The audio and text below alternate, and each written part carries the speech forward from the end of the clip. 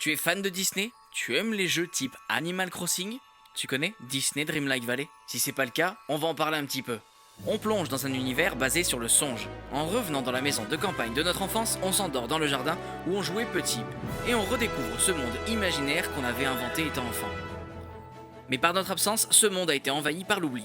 Notre rôle, le remettre en état. Le jeu propose une grande carte séparée par des biomes représentant différents climats et permettant d'y faire habiter différents personnages iconiques de Disney. On y retrouve beaucoup d'univers comme le Roi Lion, Encanto, la Reine des Neiges, Vaiana, Stitch, mais aussi tous les personnages classiques de Disney comme Mickey Mouse, Dingo, Donald Duck. En dehors des quêtes, c'est aussi un jeu assez chill où il nous suffit de cueillir des fruits, de nourrir des animaux, de collectionner des compagnons. Ne sont-ils pas trop mignons comme ce crocodile délicieux ou Poua le cochon de Vaiana? On peut aussi planter des légumes que l'on peut vendre au stand de Dingo pour se faire un peu d'argent et faire des achats à la boutique de Picsou. Mais aussi cuisiner chez Rémi le rat de Ratatouille, bouillie de mouchou, les pancakes des parcs Disney ou la médaille que Vanellope offre à Ralph. Ensuite, on peut servir ses plats aux personnages présents dans le restaurant pour augmenter leur niveau.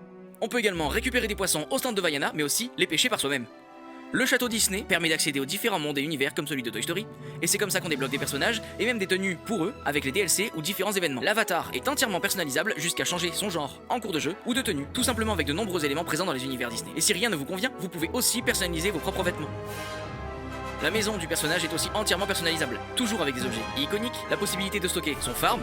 Regardez-moi ce Simba, tout gras et tout mignon. Les fans de Disney auront également reconnu la Luxo Ball de Pixar et Flash McQueen, en version lit pour enfants. Il y a aussi un mode photo avec quelques nouveaux paramètres. Les quêtes sont assez répétitives mais elles permettent d'avancer dans le jeu avec nos personnages pour obtenir toujours plus de loot.